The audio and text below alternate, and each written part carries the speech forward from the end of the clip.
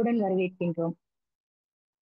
படைப்பென்றும் தொடரும் நம் இலக்கிய சுற்றத்தில் இன்று நம்மோடு இணைய உள்ள நெறியாளராக அபிசங்கரி அவர்களும் இன்றைய நிகழ்வை வழிநடத்த போகும் தேவிலிங்கம் அவர்களுக்கும் நம்மிடையே இருப்பது பெரும் மகிழ்ச்சி. நாம் கடந்த 200+ நிகழ்வுகளின் வாசிப்பையும் பகிர்வையும் ஆராய்ச்சியையும் ஒரு இனிமையாக்கி கொண்டு வந்தோம். இந்த கலந்துரையாடல்களில் வாயிலாக புதிய பார்வைகள், புதிய நண்பர்கள், புதிய புத்தகங்கள் எல்லாம் நம்மை பலப்படுத்தியுள்ளது. இவ்வளவு நன்கொடுத்த நம் படைப்பு பயணத்தில் இன்று மீண்டும் ஒரு புதிய வழிபாதையை தொடங்குகிறோம். அனைவருக்கும் இதயபூர்வமான வரவேற்பு. இந்த அமர்வில் நம்முடைய நெறியாளராக எழுத்தாளர் அபிசங்கரி அவர்கள் திகழ்வதோடு இன்றைய நிகழ்வை நம்மிடம் நெறிப்படுத்தவிருக்கும் எழுத்தாளர் தேவிலிங்கம் இவர்கள் இருவரும் தங்களின் படைப்பாற்றல், வாசிப்பு பின்னணிகள், கருத்து பரிமாற்றங்கள் மூலம் இன்றைய நிகழ்வை அர்த்தமிக்கதாக ஆக்கும் என்பதில் ஐயமில்லை. இன்றைய அமர்வில் பங்கு கொள்ளும் ஒவ்வொருவரையும் உங்கள் கருத்துக்கள், கேள்விகள், வாசிப்பு பார்வைகள் மூலம் நிகழ்வை மேலும் செழிப்பாக்குமாறு கேட்டுக்கொள்கிறோம். இப்போது நம்முடைய நிகழ்வை அதிகாரப்பூர்வமாக தொடங்குகின்றோம். படைப்பாளர் தேவிலிங்கம் அவர்கள் நெருப்பின் நுணுக்கத்தோடு நிழலையும் அலங்கரிக்கும் குரல். புனைப்பெயராக தேவிலிங்கம் என்றும் எழுதும் விஜய் தேவி அவர்கள் நவீன தமிழ் இலக்கியத்தில் தனித்துவமான குரலுடன் எழுத்தாளராக வலம் வருகிறார். சொந்த ஊரான வேதாரண்யத்தை கொண்ட இவர் உயிர்ம வேதியியல் துறையில் கல்வி பெற்றவர். வாழ்க்கை அனுபவமும் அறிவியல் பார்வையும் ஒன்றிணைந்து இவரது படைப்புகளில் ஆழமான உணர்வுகளை, தெளிவான சிந்தனையும் அளிக்கின்றன. இவரது கவிதை தொகுப்பு நெய்தல் நறுவி, சிறுகதை தொகுப்பு கிளிச்சிறை நாவல், நெருப்பு ஓடு என்று 3 முக்கியமான நூல்கள் வெளிவந்துள்ளன. குறிப்பாக நெருப்பு ஓடு நாவல் ஜீரோ டிகிரி பதிப்பகம் நடத்திய நாவல் போட்டியில் நெடும் பட்டியலில் தேர்ந்தெடுக்கப்பட்டு இலக்கிய விருதையும் வென்றுள்ளது. இந்நூல்கள் 3ம் வேதாரண்யம் பாரதிதாசன் முதுகலை பல்கலைக்கழக மாணவர்களால் ஆராய்ச்சி நூல்களாக எடுத்துக் கொள்ளப்பட்டுள்ளன என்பது இவரது படைப்பு திறனுக்கு உறுதியுடன் எடுத்து காட்டுகிறது. நெய்தல் நறுவி நூல் கலைஞர் நூற்றாண்டு நூலகத்தில் இடம்பெற்றிருப்பது அவரின் கவிதைகள் சமூகத்திற்கும் காலத்திற்கும் நெருக்கமானவை என்பதை புரிய வைக்கின்றது. ஆனந்த விகடன், குங்குமம், செங்காந்தல், தமிழ்வழி, புரவி உள்ளிட்ட பல இதழ்கள், கலக்கம், நுட்பம், வாசகச்சாலை, தமிழ் டு தமிழ், சுவடு போன்ற இணைய இதழ்களிலும் கவிதைகள். ஓகே, சோ அவங்க அனைவருக்கும் வணக்கம். நான் அபிசங்கரி நெறியாளர். அவங்க அவங்க அவங்க சொன்னதுல இருந்து தொடர்றேன் நானு. அவங்களோட நூல்களுமே 3 நூல்களுமே ரொம்ப பிரசித்தி பெற்று அண்ணா சென்ட்ரி லைப்ரரியில, அந்த நூற்றாண்டு லைப்ரரியில இருக்கு அவங்களோட நூல். ஒண்ணு வந்துட்டு நிறைய பட்டியல்ல ரொம்ப சிறப்பா அது தேர்ந்தெடுக்கப்பட்டு வெற்றி அடைஞ்சிருக்கு. நம்ம நிறைய சொல்லலாம், அவங்க நூல்களை பத்தி நிறைய சொல்லிட்டு இருக்கலாம். 3 நூல்கள் பத்தியும், கவிதையா இருக்கட்டும், சிறுகதையா இருக்கட்டும், நாவலா இருக்கட்டும், ரொம்ப ரொம்ப சிறப்பா, ரொம்ப பிரமித்து போனேன்னு தான் சொல்லணும் அது வாசிப்பு முடிச்ச அப்புறம். கண்டிப்பா எனக்குள்ள நிறைய கேள்விகள் அது எழுது. ரொம்ப சிறப்பானது லிங்கம். வருகிற வரை அவங்களை அழைக்கிறேன் இந்த நிகழ்வுக்கு. என்னோட கேள்விகளை முதல்ல சொல்கிறேன். நீங்க உங்களோட தொடர்பை பார்த்தீங்கன்னா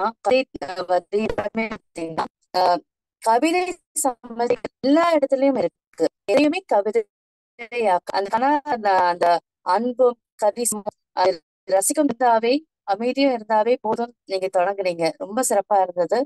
இந்த சமஜைகள், கவிதை சமஜைகளை எப்போது உணர்ந்தீர்கள்?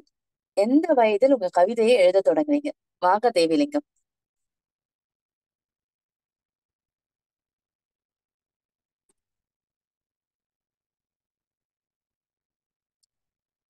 தேவிலிங்கம் அன்மியூட் பண்ணி பேசுங்க.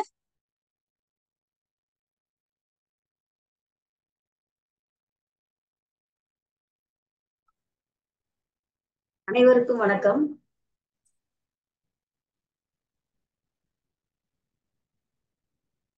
நான் பேச ஆரம்பிக்கலாமா? பேசுங்க தேவி. நான் ஒரு 8வது படிக்கிறப்ப அப்படின்னு நினைக்கிறேன். அப்போ வந்து எங்க ஊர்ல வந்து ஒரு 10 பேர் சேர்ந்து, ஒரு பையன்கள்லாம் சேர்ந்து, கொஞ்சம் மூத்த பையன்கள், அண்ணன்கள்லாம் சேர்ந்து ஒரு நிலா மற்றும் ஒரு சின்ன இலக்கிய குழு நடத்திட்டு இருந்தாங்க. அதுல வந்து பாத்தீங்கன்னா, இப்ப பார்த்தாலும் பேச்சு போட்டி, கட்டுரை போட்டி, அந்த மாதிரி போட்டிகள் நடக்கும். அதுக்கு முன்னாடி 6வது படிக்கிறப்பல இருந்து அந்த பேச்சு போட்டியில இதுல எல்லாம் கலந்துட்டு பரிசு வாங்க ஆரம்பிச்சிட்டேன். மன்னார்குடியில படிச்சேன் 6வது 7வதுலாம் கான்வென்ட்ல. அப்பயே நான் கிராமத்துல இருந்து போனாலும் அங்க பரிசெல்லாம் வாங்கியிருக்கேன். அது 8வது படிக்கிறப்ப இங்க முத்துப்பேட்டையில சொந்த ஊர்ல படிக்கிறப்ப அந்த மாதிரி நடக்கிறப்ப நான் அங்க கலந்துப்பேன். கலந்துக்கிறப்ப அந்த பேச்சு போட்டியில எல்லாம் வைப்பாங்க, கட்டுரை போட்டிலாம் எல்லாருக்கும் சேர்த்து ஸ்கூல் ஸ்டூடெண்ட்ஸ் எல்லாம் வைப்பாங்க. அதுல கலந்துப்பேன். அப்ப அவங்க ஒரு இதழ் நடத்தினாங்க, நிலாமுற்றம்னு. அதுல வந்து பங்கு பெறணுங்கிறது எனக்கு பெரிய கனவா இருந்தது. அதுல எப்படியாவது நான் ஏதாவது எழுதி அதுல வந்துடணும் அப்படின்னு ரொம்ப ஆசைப்பட்டேன். ஒரு கவிதை எழுதி வச்சிருந்தேன். அது ஒரு கட்டுரை நோட்ல எழுதி வச்சிருந்தேன். எங்க அப்பா அதை படிச்சுட்டு எங்க அப்பாவுக்கு ரொம்ப பிடிச்சிருந்தது போல இருக்கு. அதை எடுத்துட்டு போய் கேட்டதாக ஒரு தகவல். அவங்கள்ட்ட போய் போடுறதுக்கு வந்து அந்த நிலாமுற்றம் குழுவுல கேட்டதுக்காக. ஆனா வெளிவரல அது. ஆனா நான் அப்பையில இருந்தே நான் கவிதைகள் எழுதுறதுக்கு ஆரம்பிச்சிட்டேன். ஒரு 8வது படிக்கிறப்பையில இருந்தே நான் கவிதைகள் எழுத ஆரம்பிச்சிட்டேன்.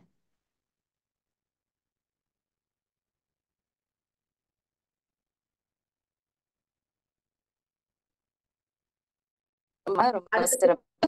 ஆஹ் அடுத்த கேள்வி கேக்குறேன். ரொம்ப பிடிச்ச கருத்துக்கு எதை கடந்து ஒரு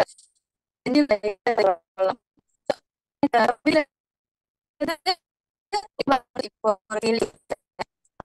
ஒவ்வொருவருக்கும் உன் தவறுகளால் உழைத்தது ஒரு பூந்தோட்டம். இந்த வரைக்கும் தான் எனக்கு ரொம்ப பிடிச்சது. மனசை தொட்டது. பூக்கு தேவதே இல்லை அதன் பிறப்பிடங்கள். சரிங்களா? இந்த ஒரு 2 வரியும் அந்த கவிதையின் கடைசி வரியாக முள்ளையும் கண்ணை இது ரொம்ப எப்பொழுது நிகழ்ந்தது. ஏன்னா எப்பவுமே ஒரு நிகழ்ச்சியை பார்க்கும் போது ஒரு சாட்சியை பார்க்கும் போது நமக்கு எண்ணம் தோணும். கொஞ்ச நாள் கழித்து நம்ம மாதிரி நான் இப்ப எப்படி பாக்குறேன், எளிதில மனசு சரணமடையாம அதுக்கப்புறம் தெளிவு பிறக்கும் இல்லையா? அந்த மாதிரி இந்த மனை மாற்றத்தை நான் பாக்குறேன். இது நிகழ்ந்தது. எனக்கு கேள்விகள் சரியா கேட்கல. நீங்க வந்து நிறைய பேசுறீங்க, எனக்கு சரியா கேட்கல. ஓகே, நான் என்னோட வீடியோ ஆஃப் பண்ணிட்டு கேக்குறேன் திருப்பியும். சரிங்களா? ஓகே, திருப்பி அந்த கேள்வியை கேக்குறேன். இந்த கதையில அது பூக்கள் தெரியவில்லை அதன் பிறப்பிடங்கள். அதுக்கப்புறம் கடைசி 2 மலர்பாக்கம் தலை வழக்கமாக்கிக் கொள்கிறேன். இந்த மடை மாற்றம் நான் வந்து ஒரு மலரை பாக்குறப்ப அந்த முள் பாக்குறது இல்ல, நான் மலரை பாக்குறேன். அதுதானே அந்த அந்த கேள்வி தானே கேக்குறீங்க ஆமா மேடம் நீங்க? ஆமா ஆமா இது வந்து ஆமா. என்னோட வாழ்க்கை எப்படி அமைஞ்சுது அப்படின்னா, நான் வந்து வீட்டுல பிறந்த வீட்டுக்கும் புகுந்த வீட்டுக்கும் அப்படியே வந்து வேற வேற மாதிரி ஒரு செடியை எடுத்து அப்படியே வேற இடத்துல நடுற மாதிரிதான் ஒரு சூழ்நிலை அமைஞ்சுது. அப்ப நான் வந்து என்னை சுத்தி வந்து கூட்டு குடும்பத்துல நிறைய உறவினர்கள் இருப்பாங்க. ரொம்ப நெருக்கமா பழகுறவங்களும் இருப்பாங்க. எல்லாருமே இருப்பாங்க. ஒரு 25 நபர்களுக்கு மேல நான் ஒரு கூட்டு குடும்பத்துல இருந்துட்டு இருக்கேன். அப்ப வந்து நம்ம என்னன்னா, ஒரு நாள் வந்து அவங்க திட்டுவாங்க. அடுத்த நாள் வந்து அவங்களே நம்ம குழந்தைக்கு ஏதாவது செய்வாங்க. நமக்கு ஏதாவது செய்யற மாதிரி இருக்கும். நம்ம உடம்பு சரியில்லைன்னா அவங்க பாத்துப்பாங்க. அப்படி ஏதாவது நிகழ்வுகள் நம்ம நடந்துட்டே இருக்கும். ஒருத்தவங்களை தொடர்ந்து நம்ம வெறுக்கவும் முடியாது இந்த சூழ்நிலையில. ஒருத்தவங்களை கொண்டாடவும் முடியாது. அவங்களே திருப்பி திருப்பி வேற வேற குணங்கள்ல இருக்கிறப்ப நம்ம வந்து இயல்பாவே அந்த குணத்துக்கு வந்துடுவோம். நம்ம வந்து அவங்களோட பாசிட்டிவ மட்டும் எடுத்துட்டு நம்ம வந்து நெகட்டிவ்ல தன்னாலே விட்டுடுவோம் மேடம். அது தன்னால வந்து அனுபவங்களால வந்ததுதான் அது. ஓகே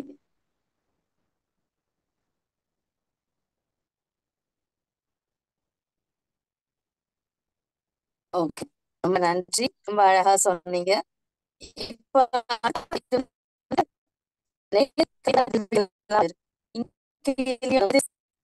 ஒரு கேள்வியும் எனக்கு எனக்கு சரியா கேட்கவே இல்லை மேடம்.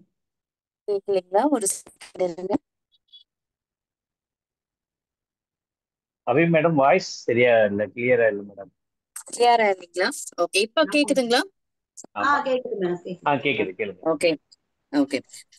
குலத்தில் சொருகி இறந்தால் என்பதை எடுத்து சொல்ல யாரும் இல்லை. பேயடித்து இறந்தால் வான்புணர்வென வாய் கூசாமல் பேசுவதை தடுக்கவும் ஆள் இல்லை. எனக்கு இது ரொம்ப விழிப்புணர்வு கவிதையா தோணுச்சு. ஏன்னா பொதுவாவே பாத்தீங்கன்னா பெண் குழந்தைகள் ஒண்ணு தற்கொலை பண்ணிக்கிட்டாங்க இல்ல இறந்து போயிடுச்சுனாவே ஊர் வம்புதான் பேசுவாங்க. நிஜமாவே எதுக்காக அந்த குழந்தை இறந்தால் என்ன காரணம்னே பார்க்க மாட்டாங்க. எடுத்தடுப்புல என்ன சொல்லுவாங்க, காதல் தோல்வி, இல்ல அவ நடத்தை சரியில்லை, இல்ல அவ கர்ப்பமாக இருக்கிறாள். இந்த மாதிரி எல்லா இடத்துலயும் எவ்வளவு வருஷங்கள் ஆனாலும், சுதந்திரம் கிடைத்த எவ்வளவு வருடங்கள் ஆனாலும் இதே பேஜ்தான் இன்றளவும் நடக்குது. இது ரொம்ப அழகா விழிப்புணர்வு கவிதையா நான் இதை பாக்குறேன். சோ இதனோட இது நல்ல ஒரு தாக்கத்தையும் கொடுத்திருக்கோம் கண்டிப்பா. ஆஹ் இதை பத்தி கொஞ்சம் சொல்லுங்க தேவிலிங்கம். நான் வந்து அப்பா வந்து இதுல ஈபில வேலை பார்த்ததுனால எங்களுக்கு அதிகமா டிரான்ஸ்ஃபர் ஆயிட்டே இருக்கும். நான் கொஞ்சம் டவுன் ஏரியால படிச்சுட்டு நாகப்பட்டினம் மன்னார்குடி இப்படி படிச்சுட்டு என் சொந்த ஊருக்கு முத்துப்பேட்டைக்கு நான் போறப்ப அங்க ஸ்கூல்ல சேரப்ப பிள்ளைங்களுக்கு வந்து பாத்ரூம் இருக்கிறது கூட ஒரு வசதி இருக்காது. ஒரு யூரின் போறதுக்கு வந்து அந்த நேரத்துல கூட போறதுக்கு ஒரு பாத்ரூம் ஒரு ரெஸ்ட் ரூம் இருக்காது.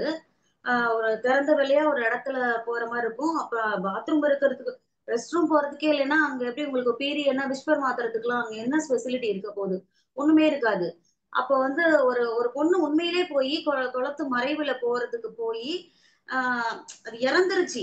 அது வந்து நான் கற்பனை பண்ணதான். அது வந்து அந்த லவ் மேட்டர் எதுவுமே கிடையாது. எனக்கு தெரியும் அது என்னோட தோழி மாதிரிதான். அது ஒரு அறியாத வயசு அது.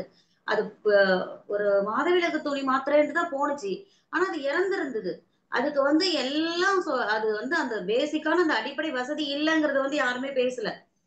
அந்த நீங்க சொன்ன மாதிரி பெண்களோட நடத்தைகள் எப்போதுமே பெண்களோட நடத்தைகள் சின்ன குழந்தையா இருந்தானே அது பெரியவங்களா இருந்தாலும் உடனே நடத்தையை தான் குறி வைப்பாங்க. அது மாதிரி வந்து அந்த பொண்ணு வந்து லவ் பண்ணிருச்சு. அது 2 நாள் வந்து அது ஓடி போயிடுச்சுன்னே சொன்னாங்க. அப்புறம் அந்த உடம்பு வெளியில வந்தோடனே அப்புறம் வந்து நிறைய பிரச்சனைகள் இது மாதிரி சொன்னாங்க. ரொம்ப தப்பான விஷயங்களை சொன்னாங்க. ரேப் பண்ணி கொண்டு போட்டுட்டாங்க அப்படி இப்படின்னு சொன்னாங்க.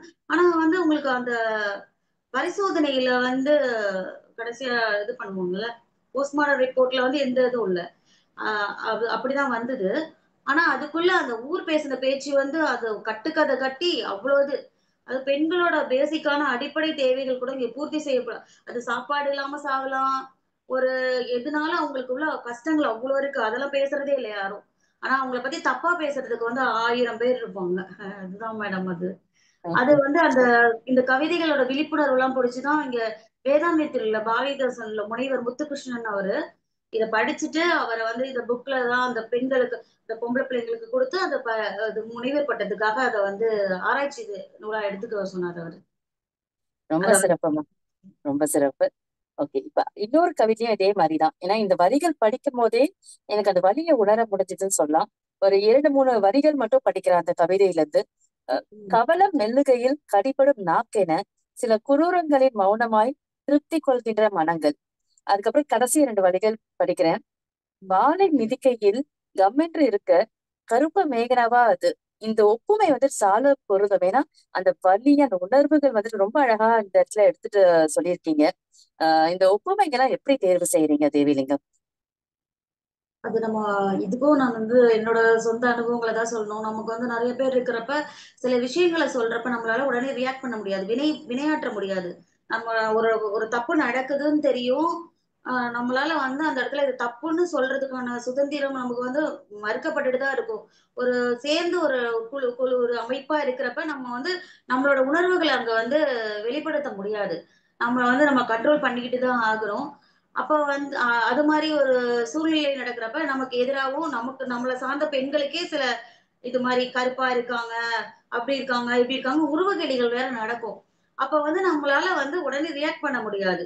அப்ப வந்து நான் என்ன செய்யறேன் என்னோட உணர்வுகள் கொந்தளிக்கிற மனநிலைய உணர்வுகளை வந்து நான் எனக்குள்ளேயே நான் வந்து அப்படியே அடக்கி அடக்கி வச்சிருந்து அது வந்து வந்து ஊமைகளா வெளிவருது. அந்த நாக்க கடிக்கிறப்ப எவ்வளவு வலி வரும் அந்த வலி வந்து என் மனசுல இருக்கு. அப்போ வந்து நாய் வாழை மிதிச்சிட்டோம்னா அது குலைக்கணும் தானே. அது வந்து இவ்வளவு வலியோட அது வந்து திருப்பி அது குலைக்குது. ஆனா கடிக்குது. அது படிச்சிரும்ல நாய் வாழை மிதிச்சு. ஆனா நம்மளால வந்து அவ்வளவு வலி இருந்தும் நம்ம கம்முன்னு தான் இருக்கு. நம்ம மேனகா மாதிரி கருப்பா இருந்துட்டோம். மேனகா ஒரு மேனகாங்கிற ஒரு பொண்ணு கருப்பா இருந்துட்டதுக்காக நீ கருப்பா இருக்க உனக்கு வரதட்சணை அதிகமா கொடுக்கணும் இப்படின்னு அவ்வளவு பேர் சொல்றாங்க. கம்முன்னு இருக்கிற மாதிரி சில சூழ்நிலைகளை வந்து நம்ம அடங்கிதான் போக வேண்டியதா இருக்குல்ல. அதுல தானா வந்துருது இந்த ஊமைகள். ஏன்னா ரொம்ப சால பொருந்தது இந்த உண்மை. அது இந்த உண்மையை படிக்கும் போது அந்த உணர்வுகளை மக்களால அது கண்டிப்பா எடுத்துக்க முடியும். அது கண்டிப்பா அவங்களுக்குள்ள செலுத்தி அதை கவனிக்க முடியும். ரொம்ப சிறப்பு தேவி. இப்போ அடுத்த இதுவும் கவிதை நூலன் தான். கிரி அந்த கவிதை நூல் தான் நெய்தல் அருவி கவிதையில தான் இந்த இன்னொரு கவிதையும் நான் எடுக்கிறேன். இந்த கேள்வி எனக்கு ரொம்ப ஈர்ப்பா இருந்தது. வரிகள் விடை தெரியா கேள்விகளின் முகத்தில் அறையும் மூர்க்க பதில்களுக்கு முகம் கொடுக்காமல் இப்படி தொடங்கி அந்த கடைசி 2 வரிகள் சிறிய வாய்நாள் இருக்கின்றன என் விரல்களை அத்தனை பிறைகளுக்கும் அகப்படுகின்ற என் வசம் அப்படின்ற இந்த கவிதை வந்துட்டு பாத்தீங்கன்னா அப்படி ஒரு ஈர்ப்பு இருந்துச்சு எனக்கு. எனக்கு ஒரு கேள்வி இங்க நியாயமா எழுகிறது. உங்க கேள்விக்கான விடை கிடைத்ததா? நான் வந்து கேள்விகள் கேட்டுட்டே இருக்கேன். எப்பயுமே சின்ன பிள்ளைல இருந்து நான் கேள்வி நிறைய அப்பாட்ட எல்லாம் கேட்டுக்கிட்டே இருப்பேன். அப்பா பதில் சொல்லுவாங்க ஓரளவுக்கு. அப்பா வந்து எல்லாத்தையும் பதில் சொல்லிடுவாங்க. இப்பயும் நான் கேள்விகளை கேட்டுக்கிட்டே இருக்கேன். ஆனா வந்து நான் யார்கிட்ட கேள்வி கேட்கிறேனோ அவங்கள்ட்ட இருந்து அந்த விடைகள் கிடைக்கிறது இல்ல. நான் கொஸ்டினை வச்சிடுறேன். அது வந்து பின்னாடி கிடைக்குது. ஆனா எந்த கேள்விக்குமே பதில் கிடைக்காம இருக்கிறது இல்ல. அது கிடைக்குது. ரொம்ப தாமதமா கிடைக்குது. நான் கேட்கிறவங்கள்ட்ட கிடைக்கிறது இல்ல. அது வேற யார் மூலமாவோ எனக்கு வந்து அந்த விடை தெரிய வருது. ஆனா அந்த விடை எனக்கு கிடைக்கிறப்ப அது வந்து அனாவசியமா ஆயிடுது. அந்த கேள்விகளாலே நாம் பாதிக்கப்பட்டு மறத்து போனோம்னு அந்த விடையே தேவைப்படாத ஒரு சூழ்நிலை வரப்பதான் அந்த விடை வந்து எனக்கு கிடைக்குது. அந்த பிரியங்கள் வசப்படுதல் வந்து நான் வந்து ஆஹ் அந்த பிரியம் வந்து தானாவே வந்துரும்னு நினைக்கிறேன்.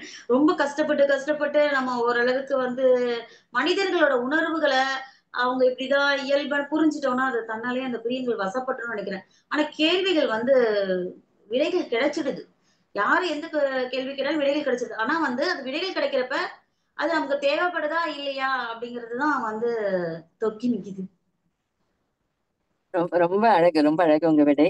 இதுல வந்துட்டு இதுலயே நீங்க ஒரு கவிதையில சொல்லியிருக்கீங்க, சில வினாக்களுக்கு விடை கிடைக்காம இருப்பதே சிறந்தது அப்படின்னும் சொல்லியிருக்கீங்க. சோ எனக்கு ரொம்ப வியப்பா இருந்தது. நீங்க சொன்ன கவிதையிலேயே அதுக்கான ஒரு பதிலும் நீங்க சொல்லிட்டீங்க. இதுல எனக்கு வந்துட்டு என்ன தெரிஞ்சது, உங்க கவிதைகள் எல்லாம் வாசிக்கும் போது சிறந்த சொல்லாடல்கள் ரொம்ப அழகா போட்டிருக்கீங்க. ஒவ்வொரு சொல்லுமே வந்துட்டு இலக்கிய சுவையோட இருக்குது. சோ இந்த இலக்கிய சாயல் இல்ல தொடர்பு எப்படி உங்களுக்குள்ள வந்தது? சின்ன வயசுல இருந்து நான் வந்து படிக்க ஆரம்பிச்சிட்டேன். எனக்கு விவரம் தெரிஞ்சு ஒரு 4 வயசுல இருந்தே நான் படிக்க ஆரம்பிச்சிட்டேன். எங்க தாத்தா அதான் தொழில், இந்த பத்தர் தொழில் தான் செஞ்சாலும் அவங்க பிள்ளைங்க எல்லாம் படிக்க வச்சாங்க. பெரியப்பா சித்தப்பா எங்க அப்பா எல்லாம் நல்லா படிச்சிருக்காங்க. புத்தகங்கள் எனக்கு கிடைச்சிட்டே இருக்கும். எங்க அப்பா எந்த ஊருக்கு போனாலும் அங்க லைப்ரரியில ஃபர்ஸ்ட் கார்டு வாங்கி கொடுத்துருவாங்க போய் படிக்கிறதுக்கு. அந்த மாதிரி போய் கோகுலம், எந்த புக்கு கிடைச்சா, சிறுவர் மலர், சுஜாதாலும் சின்ன வயசுலயே படிக்க ஆரம்பிச்சிட்டேன் நானு. எந்த புத்தகம் கிடைச்சாலும் நான் அந்த வரலாறு, இது குறிப்பிட்டு இந்த ஜானர்ல தான் படிக்கணும் இல்லை, எல்லா புத்தகங்களும் படிக்க ஆரம்பிச்சிட்டேன். அப்போ வந்து தன்னாலே அது பதிஞ்சிருச்சுன்னு நினைக்கிறேன். எனக்கு இவ்வளோ இந்த சொற்கள் வந்து எங்கேருந்து வருதுன்னு எனக்கே குழப்பமா தான் இருக்கு. அது எங்க வருது, நான் எப்படி எழுதுறேன், திடீர்னு ஏன் எப்படி இந்த லைனா நம்ம எழுத ஆரம்பிச்சோம் இதெல்லாம் வருது அப்படிங்கிறது வந்து படிச்சது முன்னாடி ஏற்கனவே படிச்சது என் மனசுக்குள்ள பதிஞ்சிருக்கிறது அது தன்னாலே வருது. அதுக்காக நான் மெனக்கெட்டே எதுவுமே பண்றது இல்ல. முன்னாடியே படிச்சிருந்து மனசுல பதிஞ்சதுதான் வருது. சிறப்புங்க, சிறப்பு. ஓகே. இப்போ உங்களோட இந்த கிளிச்சிறை என்னும் சிறுகதை தொகுப்புல இருந்து சில கேள்விகள். ஏன்னா யூஸ்வலா சொல்லுவாங்க, கவிதை எழுதுனா கவிதைக்கு தான் அதே மாதிரிதான் எழுத வரும்னு சொல்லுவாங்க. சில சமயம் சிறுகதை எழுதுனா சிறுகதை தான் அதுல ரொம்ப ஒரு எக்ஸ்பர்டைஸ்ன்னு சொல்லுவாங்கல்ல, ஒரு ரொம்ப ஸ்காலர் மாதிரியான ஒரு இயல்பு வரும். நீங்க நாவல் எடுத்துக்கிட்டீங்கனாலும் ஒவ்வொன்றத்துக்கும் ரொம்ப அழகான 3 டைமென்ஷன்ஸ் மாதிரி ஒவ்வொருத்தரும் தனித்திறமை தான் அவங்களோட எதுக்குமே. அதாவது இதுக்கான இது அதுல இல்லை, அது ஒண்ணுக்கு தனி சிறப்பு வாய்ந்ததா இருக்கு. வாழ்த்துக்கள் அதுக்கு. இந்த சிறுகதையில இருந்து சில கேள்விகள் எனக்கு.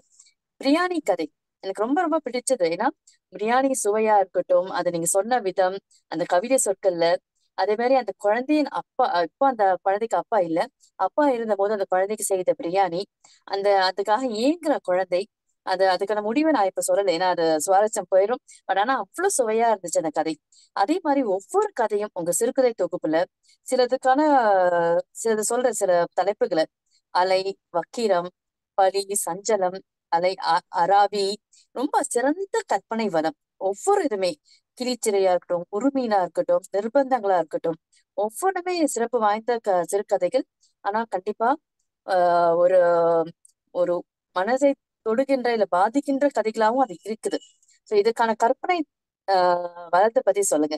எப்படி உங்க கற்பனைகள் அழகா வருகிறது, இல்ல எதனால? அதாவது சில பேர் சொல்லுவாங்க, காலையில எனக்கு நல்ல காற்று வரும்போது, இல்ல நல்ல இயற்கைய பார்க்கும் போது, இல்ல இசைய கேட்கும் போது எனக்கு கவிதைகள் வருதுன்னுவாங்க.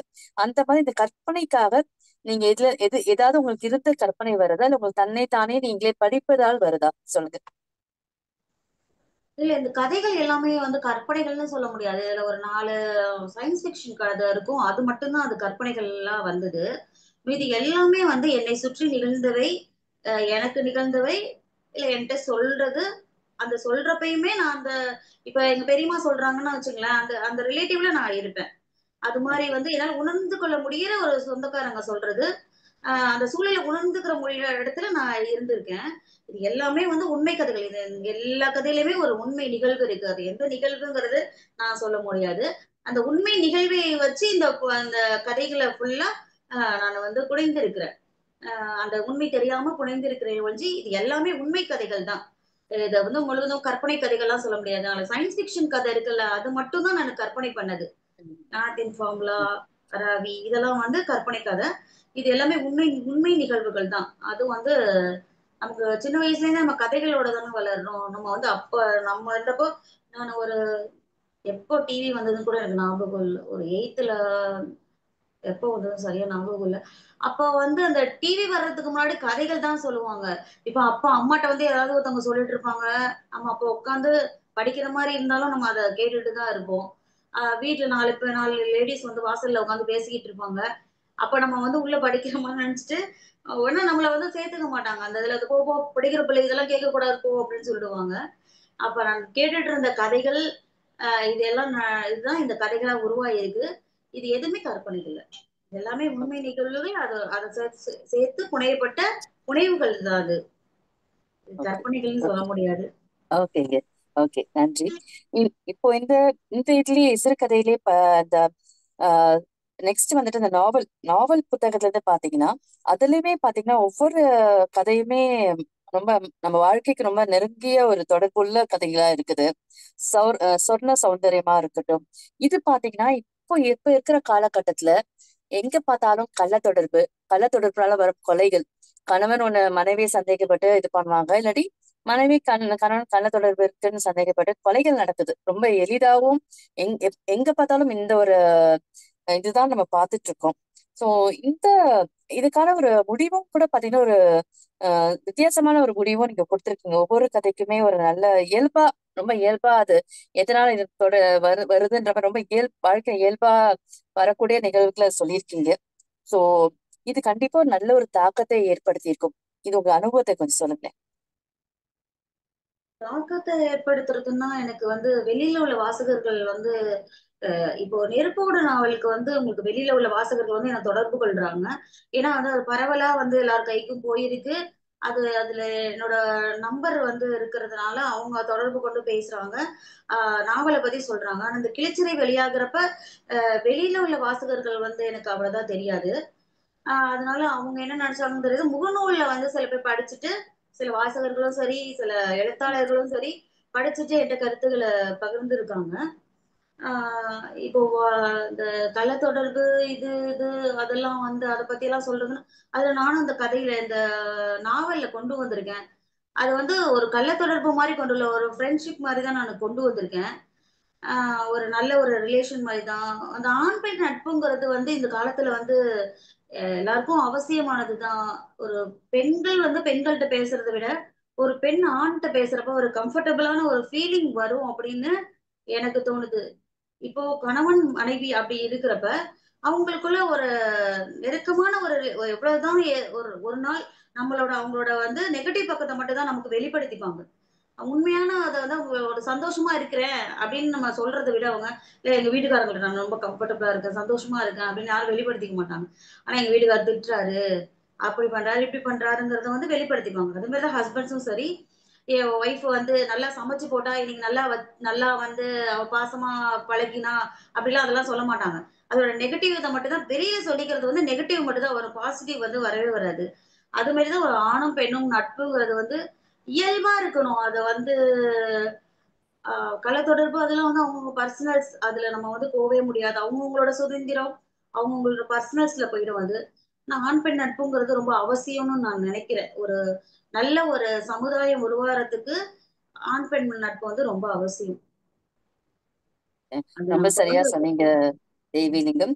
இப்போ இது தொடர்பா சில கேள்விகள், அதாவது இப்ப உங்க கவிதை நெய்தல் நறுவியா இருக்கட்டும், கிளிச்சிறையா இருக்கட்டும், நெருப்பு ஓடு, இந்த 3 தொகுப்புலையும் கவிதை, சிறுகதை, நாவல் 3 தொகுப்பிலையும் நான் அப்சர்வ் பண்ணாத நான் பார்த்த சில விஷயங்கள், கவனிச்ச சில விஷயங்கள் பாத்தீங்கன்னா, காதல் உணர்வு, இல்லறம், இந்த மாதிரி இந்த மாதிரி மற்றவங்க சட்டுன்னு பேச தயங்குற சில விஷயங்களை நீங்க ரொம்ப தைரியமாக கையெடுத்து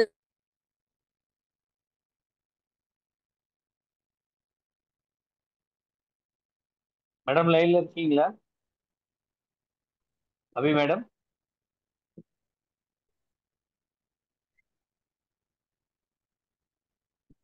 பெண்கள் இப்படித்தானே எழுதணும். அபி போகத்தை மேடம், பத்தி ஒரு எழுதக்கூடாது. நிமிஷம் ஒரு நிமிஷம் அபி மேடம், நீங்க இடையில நீங்க பேசுனது எதுவுமே கேட்கல. ஓகே, ஆமா, அந்த கேள்வி நீங்க மறுபடியும் கேளுங்க. நான் மறுபடியும் கேக்குறேங்க. அது ஆமா காதல் ஆமா, உணர்வு. இப்ப கேக்குதுங்களா? நல்லா கேக்குது, நல்லா கேக்குது. ஓகே.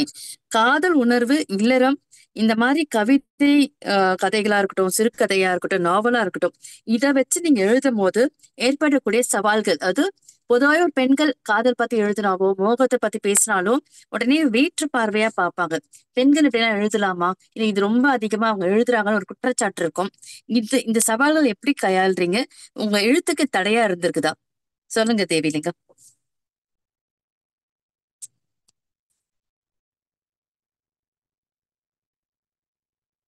அன்மியூட் பண்ணிடுங்க, அன்மியூட் பண்ணுங்க. அன்மியூட் பண்ணிடுங்க மேடம். ஆ, பேசுங்க. கேக்குதா? கேக்குதுங்கம்மா. கேக்குது கேக்குது. தடைகள் நிறைய இருந்திருக்கு மேடம். வந்து நம்ம உங்களுக்கும் தெரிஞ்சிருக்கும், எல்லா பெண் எழுத்தாளருக்குமே தெரிஞ்சிருக்கும். வீட்டுல வந்து தடைகள் எழுதுறது வந்து சகஜம்தான். நான் வந்து எங்க வீட்டுக்கு தெரியாம நான் எழுதிட்டு இருக்கேன். அதாவது கணவருக்கு மட்டும் தெரியும். இது ஒரு பெரிய குடும்பத்தினால ஒரு 5 குழந்தைகள் இருக்கிறதுனால நான் அவங்களுக்கெல்லாம் இன்னும் நான் எழுதுறதையே சொல்லல. ஏன்னா ஓகே. இங்க வந்து வீட்டுல வெளியிலே விடாத ஃபேமிலி, பெண்களுக்கான சுதந்திரம் இன்னும் கிடைக்கிறது இல்ல, கிடைக்கல. சுதந்திரங்கிறத விட அப்படி குறை சொல்ல முடியாது. எல்லாம் கம்ஃபர்டபுளா இருக்கிற ஒரு இடம் தான் இது. அதுக்காக கொடுமைப்படுத்துற ஒரு இடம் இல்ல. ஆனா வெளியில வரக்கூடாது அப்படின்ற ஒரு சில ரூல்ஸ் எல்லாம் இருக்கு. அதை மீறக்கூடாது அப்படின்ட்டு இருக்கிறதுனால நானும் வந்து அதை சொல்லிக்கல அவங்கள்ட்ட. அதுவே எனக்கு பெரிய தடை தான் எழுதுறதுக்கு. அப்புறம் என்னோட சகோதரிகளே வந்து சொல்லியிருக்காங்க, நீ என்ன இப்படி எழுதுற? ஃபர்ஸ்ட் ஆரம்பத்துல நான் 2 கதை எழுதுறப்பயே என்ன இப்படி எழுதுற அப்படின்னு சொல்றப்பயே நான் செஞ்சேன். மறுபடியும் அவங்கள்ட்ட அந்த கதையெல்லாம் கொடுக்கவே இல்லை. நீ எழுதவே இல்லை, நான் உங்கள்கிட்ட சொல்லிட்டேன். ஏன்னா காதல் உணர்வுங்கிறது ஒரு அடிப்படையான உணர்வு. இது வந்து எல்லா மனித உயிர்களுக்கு, எல்லா உயிர்களுக்குமே காதல் உணர்வுங்கிறது ஒரு அடிப்படையான உணர்வு. இத பத்தி எழுதலைன்னா என்ன பசி, தூக்கம், இது மாதிரி காதல் உணர்வுங்கிறது ஒரு அடிப்படையான உணர்வு தானே. அதுவும் எழுத்தாளர்கள், கவிஞர்களுக்கு அந்த உணர்வு இல்லைன்னா அவங்களால எழுதவே முடியாது. அவங்களுக்கு ஒரு டானிக் மாதிரி அது. அதனால அது எழுதவே முடியாது அவங்களால அப்படின்னு நான் நம்புறேன். அதனால அத வந்து அதுல எழுதுறதுல எனக்கு வந்து சவால்கள் இருந்தாலும் அது எழுதணும்னு தான் நினைக்கிறேன். அப்புறம் வந்து சில நெருப்போடப்ப என்ன மேடம் இப்படி எழுதியிருக்கீங்க அப்படின்லாம் நிறைய பேர் ஃபோன் பண்ணி கேட்டாங்க. அவங்கள்ட்ட சரி நான் அடுத்த தடவை நான் எழுதாம தவிர்த்துக்கிறேன் அப்படின்னு அவங்க சமாதானத்துக்கு சொல்றேனே ஒழிஞ்சு என்னால நான் எழுதிதான் ஆவேன். ரொம்ப சரியான பதில்மா. நீங்க தொடர்ந்து எழுதணும். ஏன்னா பெண்களாக நாமளே அதை எழுதலாம், அப்புறம் வேற யார் அதை இது பண்ண தைரியமாக எடுக்க முடியும் இல்லையா? ஏன்னா நம்ம சமுதாயம் அமைப்பே அப்படிதான். ஒரு ஆண் வந்துட்டு முழு சுதந்திரம் இருக்கும். அவர் என்ன வேணா எப்படி வேணா எக்ஸ்பிரஸ் பண்ணலாம். அது தவறா சொல்லல நானு. அவங்க வெளிப்படையா எக்ஸ்பிரஸ் பண்றதுக்கு, வெளிப்படுத்துறதுக்கு முழு சுதந்திரம் இருக்கு. பெண்கள் ஒரு ஒரு நகைச்சுவைக்காக கூட அது சொன்னா உடனே நம்மள வேற மாதிரி பாக்குற ஒரு சுபாவம் இருக்கதான் செய்யுது. ரொம்ப அழகான பதில். இப்போ எனக்கு இந்த நாவல்ல எனக்கு ரொம்ப ஈர்ப்பா இருந்தது அவங்க தலைப்புகள். ஒவ்வொரு நாவல் கதையிலும் அவங்க ரொம்ப ஈர்ப்பா இருந்த தலைப்புகள். உதாரணத்துக்கு சொல்லணும்னா தங்க ஊசி, பரியாசி, இந்த மாதிரி ஒவ்வொரு தலைப்புமே எனக்கு ஈர்ப்பா இருந்தது. இந்த இந்த கதைகள் உருவானதுக்கான உங்க கதையை சொல்லுங்க. இந்த தலைப்புகளுக்காக நான் ரொம்ப மெனக்கெட்டேன் மேடம். ஏன்னா வந்து தலைப்புகளை வச்சுதான் நான் ஃபர்ஸ்ட் தலைப்புகளை தேர்ந்தெடுத்துட்டு தான் ஒரு இதுல கோக்குற மாதிரி, நகைகளை வந்து ஒரு அழகா கோக்குற மாதிரி நான் ஒவ்வொரு தலைப்புகளை உருவாக்கிட்டு தான் இந்த நாவலையே நான் உருவாக்குனேன். அது வந்து நான் அந்த நாவல் எழுதுறப்பே நான் முடிவு பண்ணிட்டேன். அது வந்து இந்த தலைப்புகள் வந்து ஆபரண சம்பந்தப்பட்டதா தான் இருக்கணும். ஒவ்வொரு விஷயங்களுமே வந்து இந்த வழக்குழிந்து போன ஆபரணங்களை பத்தி இருக்கணும். இது வந்து இந்த நாவலை யாராவது ஒருத்தவங்க படிக்கிறப்ப கூட அந்த ஆபரணம் என்ன, அந்த அதுல எழுதியிருக்காங்களா, அது எப்படி இருக்குன்னு தேடி கண்டுபிடிச்சு பார்க்கணும். யாராவது ஒருத்தங்களாவது பார்ப்பாங்களா அப்படின்னு எனக்கு ஒரு ஆர்வம் இருந்தது. அது நம்ம இப்ப பதிவு பண்ணிட்டோம்னா அது யாராவது ஒருத்தங்க பார்ப்பாங்க. எங்க ஜெனரேஷன்லயே பார்க்கலாம். சரி, நம்ம பாட்டி எழுதியிருக்காங்கன்னு கூட என் பேர பிள்ளைங்க பார்க்கலாம். அதுல இருந்து எனக்கு வந்து ஒரு ஆசை இருந்தது. இந்த நாவல் வந்து எங்க தாத்தாவோட பட்டறைக்கு வந்து நான் அப்போ பொம்பளை பிள்ளைங்கள கூட்டிட்டு போக மாட்டாங்க. நான் வந்து போவேன். போய் உட்காந்துருப்பேன். எங்க தாத்தாவோட ரொம்ப செல்ல பேத்தி நானு. அதனால எங்க தாத்தா பிரியவே மாட்டாங்க. என்ன கூட்டிட்டு போய் அங்க உட்கார வச்சுப்பாங்க.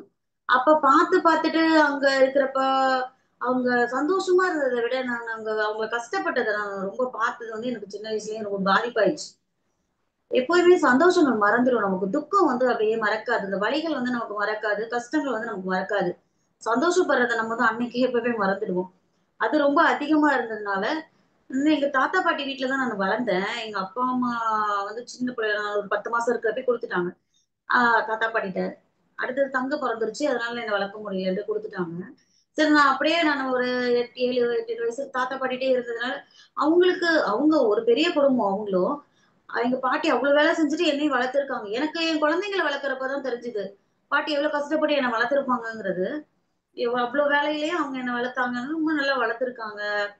ஆ எல்லாமே எனக்கு ஸ்பெஷலா வச்சிருந்தாங்க. என்ன ரொம்ப ஒரு நல்ல குழந்தையா வளர்த்துருந்தாங்க. அதனால எனக்கு அவங்களுக்கு ஏதாவது ஒண்ணு செய்யணும் அப்படின்னு நானு ரொம்ப ஆசைப்பட்டு நானு இந்த நாவல வந்து அவங்களுக்கு தான் சமர்ப்பிச்சிருக்கேன் இந்த நாவல. கற்பனைகள் நெறைய இருக்கு அந்த கதையில. எல்லாம் உண்மை கிடையாது. கொஞ்சம் கொஞ்சம் உண்மை. நெறைய கற்பனைகள் இருக்கு.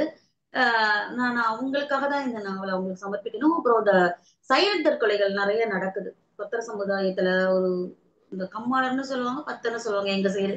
டெல்டா பக்கம் வந்து பத்தர்கள். அது வந்து நெறைய நடக்குது சைனட் தற்கொலைகள். குடும்பத்தோட குடும்பம் நம்ம மொத நாள் பேசிட்டு போவாங்க. நல்லா பேசிட்டு போவாங்க. பார்த்தீங்கன்னா, அடுத்த நாள் செத்துட்டாங்கன்னு வந்து நமக்கு செய்தி வரும். எதுக்குன்னு பார்த்தா கடன் வாங்கிட்டாங்க, ஏதோ ஒண்ணு நஷ்டம் அப்படின்ட்டு சைலண்ட்ங்கிற ஒரு அந்த இது வீட்லயே இருக்கிறதுனால அவங்க ஈஸியா அந்த சாவறதுக்கு அத யூஸ் பண்ணிப்பாங்க. அதனால வந்து அது எனக்கு ரொம்ப பாதிச்ச விஷயம். குடும்பத்தோட சின்ன குழந்தைங்களா இருக்குங்க, அதுங்கலாம் வந்து இந்த மாரி செத்து போயிருவாங்க எல்லாம் குடும்பத்துல. அது ரொம்ப பாதிச்சது. அத பதிவு செய்யணும் அப்படின்னு நெனச்சேன். இந்த வந்து அப்புறம் வந்து அந்த திருட்டு நகைன்னு ஒரு பிரச்சனை இருக்கு. ஆ அது அது டீட்டெயில்ஸா நாவல்ல எழுதியிருக்கேன். அந்த பிரச்சனைய வந்து பதிவு செய்யணும்னு நெனச்சேன். இந்த சமூகத்துல நம்ம பொறந்துட்டோம். ஏதாவது வந்து இதுக்கு உபயோகமா ஏதாவது இதுல சில விஷயங்கள பதிவு பண்ணணும்னு நெனச்சேன். அதுதான் மேம் இந்த நாவல். இதுல அந்த தலைப்புகளுக்காக நான் ரொம்ப உழைச்சிருக்கோம். குடும்பத்தோட சேர்த்து உழைச்சிருக்கோம் நானு. எங்க குழந்தைங்க டிஸ்கஸ் பண்ணி, அகராதி எல்லாம் நம்ம புரட்டி, அப்படிதான் நெறைய தலைப்புகள வந்து நாங்க உட்கார்ந்து தலைப்புக்காக நான் கதைய விட அதிகமா மெனக்கிடுவேன் மேடம். அதனால தெரியுது மேம். ஏன்னா ரொம்ப ஈர்ப்பா இருந்தது ஒவ்வொரு தலைப்பும். நமக்குள்ள ஒரு நல்ல ஒரு எண்ணங்களும் இந்த மாதிரி உண்மையை சொல்லணும்னா எனக்கும் இந்த மாதிரி எழுதணுன்ற ஒரு அவாவ வந்து கண்டிப்பா ஏற்படுத்துச்சுன்னு சொல்லலாம். வாழ்த்துக்கள். இப்போ வந்துட்டு உங்ககிட்ட இந்த கேள்வி, வளரும் எழுத்தாளர்களுக்கு உங்களோட கருத்தை சொல்லுங்க. இதை எப்படி அவங்கள ஊக்கப்படுத்தலாம்னு சொல்லுங்க. மேடம், நானே வளர்ந்து வர்றேன். நானே வளர்றேன் மேம். இல்ல வளர்ந்து உங்களை வர்றேன். பார்த்து அப்படி இல்ல மேம். உங்களோட நூல்கள் வந்துட்டு அண்ணா நூற்றாண்டுல வைத்திருக்கிறார்கள். ஒரு முதுகலை ஆர்வலர்களுக்கு உங்க நூலை எடுத்திருக்கிறாங்க. அவ்வளவு சாதாரண விஷயம் இல்ல. சொல்லுங்கம்மா. நான் வளர்ற எழுத்தாளர்ல நான் சக தான் அவங்கலாம். நான் இப்பதான் நான் வந்துட்டு இருக்கேன் மேடம். இன்னும் நிறைய எழுதணும்னு நினைச்சிட்டு இருக்கேன். இப்போ வந்து தொடர்ச்சியா வந்து பெண்களோட, அதாவது இளமையான பெண்களோட பிரச்சனைகளை பத்தி நான் தொடர்ந்து எழுதிட்டு வரேன். பதின்ம வயதுல இருக்கிற பெண்களோட பிரச்சனைகளை, பிரச்சனைகள் அவங்களுக்கு ஏற்பட்ட உணர்வுகள், இதுகளை பத்தி நான் பதிவு செஞ்சுட்டு வரேன். இப்போ தொடர்ந்து இப்போ சிறுகதைகளா எழுதிட்டு வரேன். அது மாதிரி நிறைய எழுதணும், அவ்வளவுதான். எல்லாமே எல்லா எழுத்தாளரும் எல்லாத்தையும் எழுதணும். இந்த இதுக்குள்ள அப்படின்னு அப்படி ஃபிக்ஸ் ஆயிக்காம எல்லா ஜானர்லயும் எழுதணும், அவ்வளவுதான். எனக்கு தான் ரொம்ப நான் தான் எல்லாத்தையும் அட்வைஸ் வாங்குறேன். நான் இன்னும் அட்வைஸ் பண்ற அளவுக்கு நான் எழுதணும் மேடம். இன்னும் நிறைய எழுதணும். என்ன இது தொடர்பாவே ஒரு கேள்வி. அது நீங்க இவ்வளவு வெற்றிகரமான ஒரு எழுத்தாளராக உருவாயிட்டு வர்றீங்க.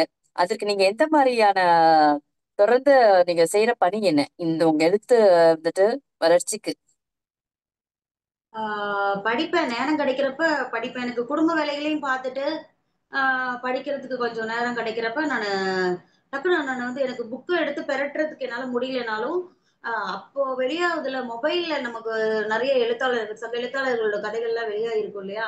அதுல என்ன எழுதியிருக்காங்க அப்படின்னு பார்ப்பேன். அப்பப்ப அப்டேட் பண்ணிப்பேன் நானு. என்னென்ன இருக்கு. எனக்கு நான் ஒரு 2 நாள் Facebookல இருந்தேன்னா, எனக்கு அடுத்த வேலைகள் இருக்கும். நான் டீஆக்டிவேட் பண்ணிட்டு வந்துருவேன். நான் திரும்பி வரப்ப நான் வந்து நேரம் கிடைக்கிறப்பலாம் நான் வந்து மொபைல்ல வந்து சும்மா அத பொழுதுபோக்குக்காக நான் வந்து யூஸ் பண்ணிக்காம, அதுல எனக்கு என்னென்ன தெரிஞ்சுக்க முடியும், நல்ல பதிவர்கள்லாம் இருப்பாங்கல்ல, அவங்களெல்லாம் நான் ஃபாலோ பண்ணிப்பேன். அவங்க என்ன எழுதியிருக்காங்க, என்ன நடக்குது, இதையெல்லாம் நானு வந்து தெரிஞ்சுப்பேன். அதான் மேடம் அதுதான் கொஞ்சம் ஆஹா, ஆக்டிவா இருப்பேன் நானு. ஓகேங்க. ரொம்ப அழகான படிக்கிறதுக்கு எனக்கு பதில். சொல்லுங்கம்மா. படிக்கிறதுக்கு எனக்கு ரொம்ப பிடிக்கும். அது மொபைல்லயோ, புக்லயோ, எதுலயோ நான் படிச்சுட்டே இருக்கணும்னு விரும்புவேன். எப்போதும் எதையாவது படிச்சுட்டே இருக்கணும் அப்படின்னு. ஆமா, கண்டிப்பா. தொடர்ந்து படிக்கும் போது நமக்கு அந்த சிந்தனை துகள்கள் வந்துட்டு ரொம்ப அதிகமா நமக்குள்ள ஏற்படுதுன்னு ஆய்வு சொல்லியிருக்கு. இப்போ உங்களோட கருத்தை நம்ம ஏதாவது ஒரு கருத்து சொல்ல விரும்புறீங்கன்னா சொல்லலாமா? இந்த தளத்துல உங்களோட கருத்து ஏதாவது சொல்ல விரும்புறீங்க, உங்களுக்கு ஏதாவது சொல்ல விரும்பக்கூடிய சில விஷயங்களை சொல்லலாம் கண்டிப்பா.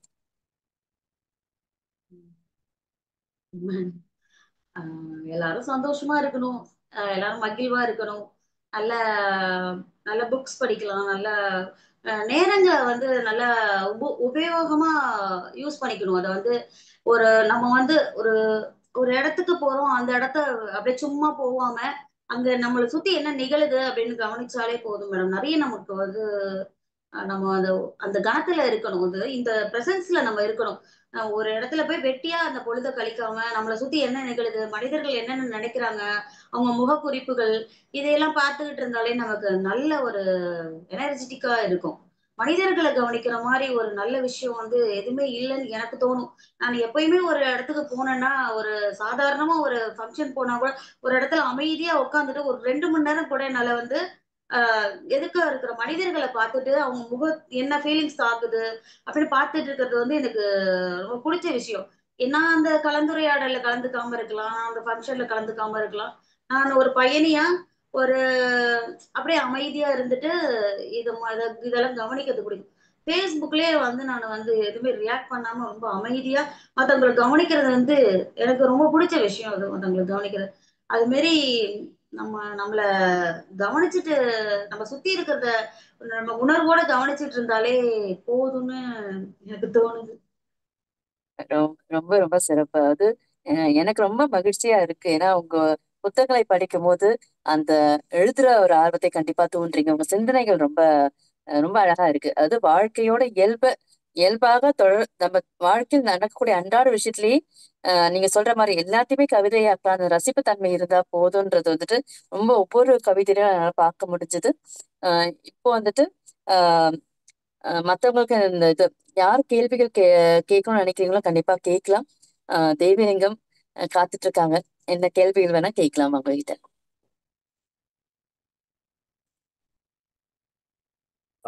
நன்றி மேடம். அபி மேடம், நல்ல ஒரு சிறப்பான ஒரு நிகழ்ச்சியை வந்து நடத்தி கொடுத்துருக்கிறீங்க. நன்றி சார். வாழ்த்துக்கள். நம்ம தேவிலிங்கத்தோட ஆஹ், புத்தகங்கள் வந்து முழுமையா படிச்சு வந்து நீங்க ரொம்ப அருமையா உங்களோட கேள்வி வந்து இடையில கொஞ்சம் இணைய பிரச்சனைகள் இருந்தாலுமே அது அழகா வந்து நீங்க கையாண்டு இருக்கிறீங்க. நீங்க அவங்க கிட்ட இருந்து நிறைய பதில்களை வந்து வாங்கி கொடுத்துருக்கிறீங்க. அதன் மூலமாக நம்ம இன்னும் அவங்களோட எழுத்துக்களை நம்ம வாசிக்கணும் அப்படிங்கிற ஒரு ஆர்வத்தை வந்து உண்டு பண்ணியிருக்கிறீங்க. முதல்ல வந்து நம்மளோட அண்ணன் முனைவர் நேரு அண்ணனை வந்து வரவேற்கிறோம். அண்ணா வாங்கண்ணா, உங்க கேள்வி கேளுங்கண்ணா. அனைவருக்கும் வணக்கம். கேக்குதா? கேக்குங்க சார். கேக்குதுண்ணா, கேக்குதுண்ணா. முதல்ல அபிசங்கரி அவர்களுக்கு வாழ்த்துக்கள், பாராட்டுகள். நன்றிங்க சார். அண்ணன் குமரன் சொன்ன மாதிரி நல்லா அந்த புத்தகங்கள்லாம் படிச்சு புத்தகத்துக்குள்ள இருந்து நிறைய கேள்வி கேட்டீங்க. அதுக்குள்ள அவங்களும் நல்லா பதில் சொன்னாங்க. மகிழ்ச்சி, வாழ்த்துக்கள். Thank you sir. இப்ப மேடம், நீங்க இந்த நாவல் எழுதுறத பத்தி சொன்னீங்க. இப்ப சில எழுத்தாளர்கள் வந்து ஒரு குறிப்பிட்ட 4 மாதம் 5 மாதம் இதுக்குள்ள ஒரு நாவல் எழுதுறவங்க இருக்கிறாங்க. தேரியாயின மாதிரி ஒரு 10 வருஷம் 20 வருஷமா மனசுக்குள்ளேயே போட்டு வச்சிருந்து அதுக்கு பிறகு ஒரு நாவல் எழுதக்கூடியவங்க இருக்கிறாங்க. உங்களுடைய நாவல்கள் எப்படி ரகம் மேடம்? ஒரு 4-5 மாசத்துல திட்டமிட்டு எழுதுனதா, இல்ல சின்ன பிள்ளையில இருந்து இதை எழுதணும்னு நினைச்சு எழுதின நாவல்களா? இல்ல சார், நான் வந்து திடீர்னு எழுதுனதுதான். இதோட கரு வந்து எனக்கு ஒரு 3 வருஷத்துக்கு முன்னாடி பொறி விழுந்துருச்சு. ஆனா வந்து எழுதுனது வந்து ஒரு 3 மாசத்துல நான் எழுதிட்டேன்.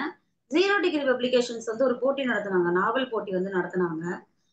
அது போட்டி அறிவிச்சவங்க தான் நான் எழுதவே ஆரம்பிச்சேன். ஒரு 3 மாசத்துல வந்து, ஆனா அந்த கிராஃப் வந்து முன்னாடியே எனக்கு மனசுல விழுந்துருச்சு. ஒரு 3 வருஷத்துக்கு முன்னாடி இதை எழுதணும் அப்படிங்கறத நான் முடிவு பண்ணிட்டேன். ஆனா எப்ப அதுக்கான டைம் வந்து எப்ப அப்படின்னு நான் வெயிட் பண்ணிட்டே இருந்திருக்கு. என்னோட என்னோட காலம் அதுக்கான டைம் கிடைக்கிறது விழுந்துட்டே இருந்திருக்கு. ஆனா ஒரு 3 மாசத்துக்குள்ளதான் நான் இதை எழுதி முடிச்சிட்டேன். அதுக்கு ரொம்பலாம் மெனக்கெடல. ஆனா மகிழ்ச்சி. உழைப்பு உழைப்பு வந்து அதுக்கு ஜாஸ்தி. ஆனா வந்து 3 மாசத்துல எழுதிட்டேன் நான்.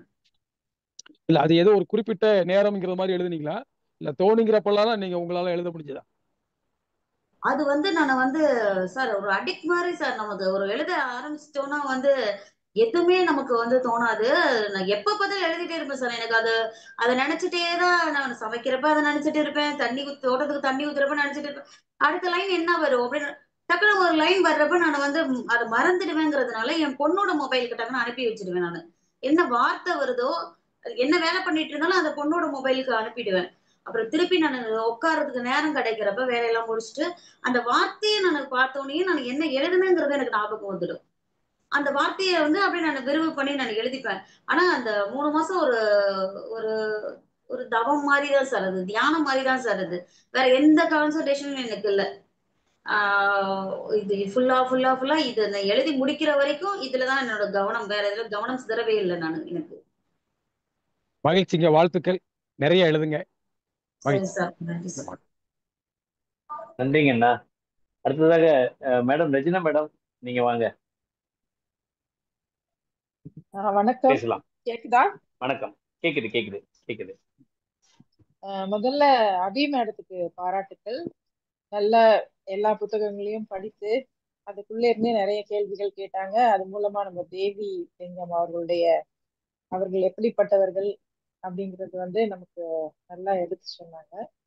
தேவிலிங்கம் அவர்கள் பத்தி சொல்லணும்னா, வணக்கம் madam. Devilingam ma'am. Thank you madam, thank you. அதாவது சொல்லுங்க நீங்க மேடம். வந்து 4 வயசுலயே படிக்க ஆரம்பிச்சுட்டேன் அப்படின்னு சொன்னீங்க இல்லையா? அது வந்து ஆமாங்க. எனக்கு ரொம்ப ஆச்சரியமா இருந்துச்சு.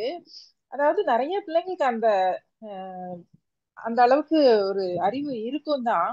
ஆனா உங்க அப்பா வந்து நீங்க எந்த ஊருக்கு போனாலும் அந்த லைப்ரரி கார்டு வாங்கிட்டு வந்து கொடுத்துருவாரு, நீங்க படின்னு சொன்னாரு. அந்த என்கரேஜ்மெண்ட் தான் வந்து உங்களுக்கு நல்லா உதவி இருக்கு வாழ்க்கையில அப்படின்னு நினைக்கிறேன். உங்களை வந்து படி படி படின்னு சொல்லியிருக்காங்க.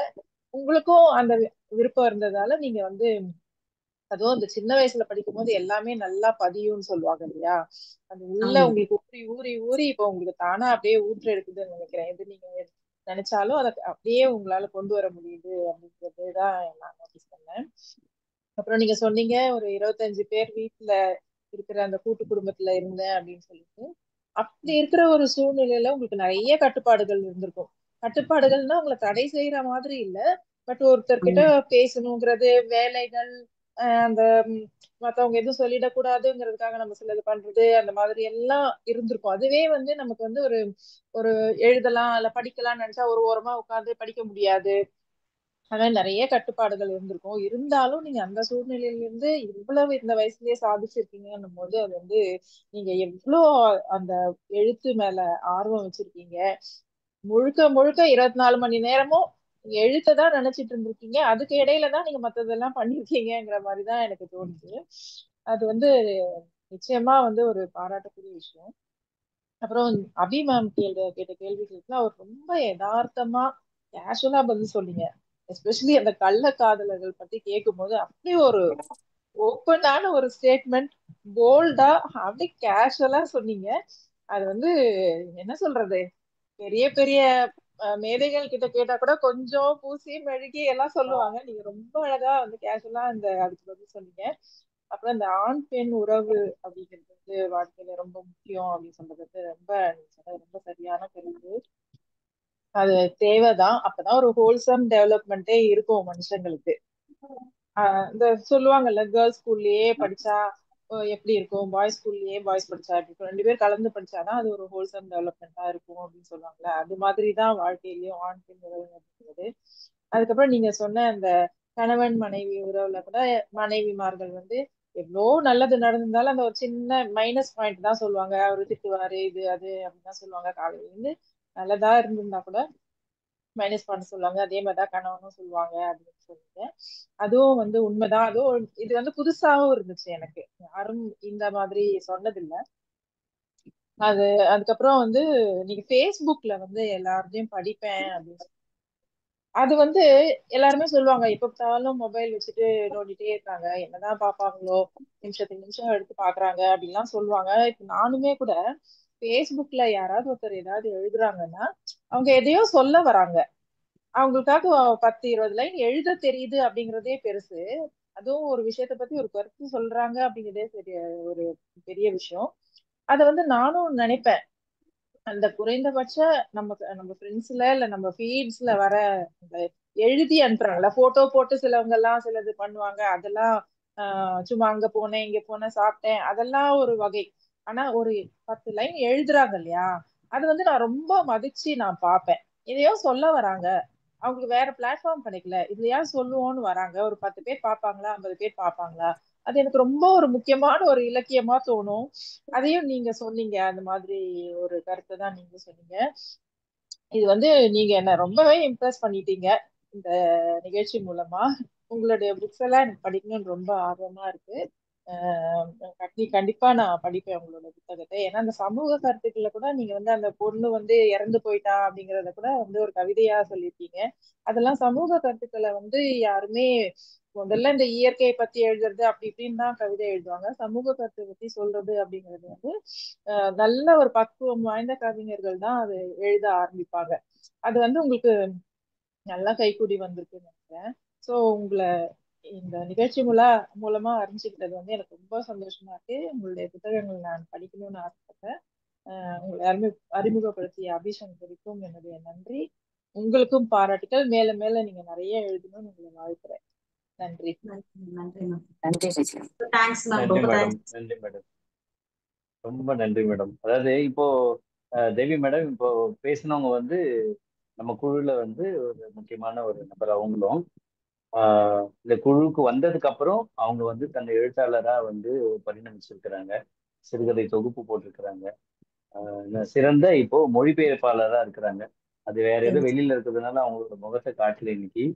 அவ்வளோ ஒரு சிறப்பு. அதாவது கத்துக்கிட்டே இருக்கிறாங்க. அதை வந்து செம்மையா வந்து படுத்துறாங்க. இப்போ நம்ம பேசிட்டு இருக்கும்போது நம்ம குழுவோட ஒருங்கிணைப்பாளர் அண்ணன் ஒலி அண்ணன் வந்து சொல்லியிருந்தாரு, நேர் அண்ணன் வந்து அடுத்த கருத்தரங்கத்துக்கு வந்து உங்களை வந்து கருத்தாளரா வந்து அழைக்கணும் அப்படின்னு சொல்லியிருக்கிறாரு. ஏன்னா இப்போ அபி மேடம் வந்து ஒரு கேள்வி ஒண்ணு கேட்டாங்க பாருங்க. வளரும் எழுத்தாளர்களுக்கு நீங்க என்ன சொல்ல போறீங்க அப்படின்னு கேட்டாங்க இல்லைங்களா? அது ஐயோ நான் ஒன்றும் வளரவே இல்லையேங்கிறீங்க. இல்ல உங்ககிட்ட வந்து பாத்தீங்கன்னா ஒரு சின்ன ஒரு குறிப்பு சொல்லணும்னா, இளையராஜா சொல்லுவாரு, எனக்கு என்னன்னே தெரியாது. நான் அப்படியே உட்காருவேன். எனக்கு அந்த சுச்சுவேஷன் வரும். நான் பாட்டுக்கு எழுதிட்டு போயிட்டே இருப்பேன். அது என்ன ராகம்னு தெரியாது. இசை தெரிஞ்சவங்க வந்து இந்த ராகம்னு சொல்லுவாங்க. நான் ஒண்ணுமே இல்ல. ஏதோ ஒரு அட்வர்டைஸ்மென்ட் பார்த்தா நான் நாவல் எழுதுனேங்கிறது வந்து போற போக்கத்துல அப்படியே என்னமோ சாக்லேட் வாங்கி சாப்பிட்ட மாதிரி சொல்லியிருக்கீங்க. ஆக அந்த இந்த உங்களை மாதிரியான ஆட்கள் வந்து கருத்தரங்கங்களுக்கு வந்து புதுமுக எழுத்தாளர்கள் இருக்கிறாங்க இல்லைங்களா? அவங்களுக்கு வந்து உங்களை மாதிரியான ஆட்கள் வந்து நிச்சயமா வந்து ஒரு தூண்டுகோலா இருப்பாங்கங்கிறது வந்து எங்க புலியண்ணன் வந்து இதை கேட்கும் போதே டக்குன்னு வந்து உங்களை வந்து இப்பவே புக் பண்ணிட்டாருன்னு வச்சுக்கோங்களேன். ஆனா நேருன்னா நீங்க அதை மேடத்தோட இதை வந்து நோட் பண்ணிக்கோங்க. அடுத்த நிகழ்ச்சி வந்து அவங்க தான் நம்மளோட கருத்தாளராக வந்து இருக்க போறாங்க. ரொம்ப நன்றி ரிஜினா மேடம். அடுத்தது சரிங்கண்ணே, சரிங்கண்ணே, எங்களோட மகிழ்ச்சி. கவிஞர். ஆமாண்ணே, ஆமாண்ணே. நல்ல அருமையா. அதாவது இப்போ அபிசங்கரி மேடம் கேட்ட அந்த கேள்வி எல்லாம் வந்து படிச்சிருந்தா கூட சில பேர் வந்து ஐயோ இது பொதுவெளியில இதை கேட்கணுமான்னுட்டு அந்த கேள்வியை வந்து தவிர்த்து இருப்பாங்க. ஆனா இதெல்லாம் தான் வந்து வாழ்வியலை வந்து என்ன கொண்டு போகும் அப்படின்னு பார்த்தாக்கா இந்த மாதிரி நல்ல கேள்விகள் மட்டும்தான் நல்ல பதில்களை கொண்டு வரும். அப்பதான் அந்த எழுத்தாளர் தன்னோட ஒரு எண்ணத்தோட அது எழுதினாங்களோ அது போய் பார்வையாளர்களை போய் வந்து கட்டாயமா சேரும். இது ஏதோ வந்து ஒதுக்கப்பட வேண்டிய நிகழ்ச்சியே கிடையாது. அந்த செய்தி வந்து கிடையாது. அது அபிசங்கர் மேடம் இப்ப ரெஜினா மேடம் குறிப்பிட்ட மாதிரி அவ்வளவு வந்து அழகா வந்து அதை கையாண்டீங்க. அபி மேடம் நீங்க அது அவங்க நீங்க போட்ட பந்து சும்மா பிரமாதமா அடிச்சு பவுண்டரியில வெளியில அடிச்சு போட்டாங்க பாருங்க அவங்க. இல்ல இது இது இது இது யதார்த்தம், இது உண்மை, இது இது இதை இதை மறுக்கவே முடியாது. அப்படி மறுக்கிறாங்கன்னா அவங்க ஏதோ மறைக்கிறாங்கன்னு தான் அர்த்தம். அது அப்படி கிடையாது. இப்ப நாராயணி கண்ணகி தோழர் வந்திருக்காரு. போன வாரமும் இதே மாதிரி தான் அந்த நிகழ்ச்சி வந்து ரொம்ப இயல்பா நடந்துட்டு இருந்தது. அந்த ஒரு ஏதோ பக்கத்து வீட்டுல இருக்கிறவங்களோட பேசிட்டு இருக்கிற மாதிரி தான் இருக்குது. இந்த உங்களோட கலந்துரையாடலும் அந்த மாதிரி தான் இருக்குதுன்னு வச்சுக்கோங்களேன். நீங்க ஒரு இயல்பான எழுத்தாளர். நீங்க வந்து ஒரு புகுத்தப்பட்டு நான் வற்புறுத்தி என்னை வருத்திக்கிட்டு எழுதக்கூடிய ஒரு எழுத்தாளரால ஒரு இளையராஜா மாதிரி ஒரு இயல்பான ஒரு எழுத்தாளர் தான். அடுத்து எங்க குழுவோட கவி வந்து வினோத் பரமானந்தன் அவரு இணைஞ்சிருக்கிறாரு. வாங்க வினோத். வணக்கம், அனைவருக்கும் வணக்கம். வணக்கம். நான் இன்னைக்கு வணக்கம். அபிமானம் உங்களுக்கு வாழ்த்துக்கள். நன்றி நன்றி. நான் கலந்துக்க ஒரு முக்கியமான ஒரு விஷயம் என்னன்னா, நேற்று கம்பத்துல ஒரு புத்தக வெளியீடு நடந்தது சாயந்தரம்.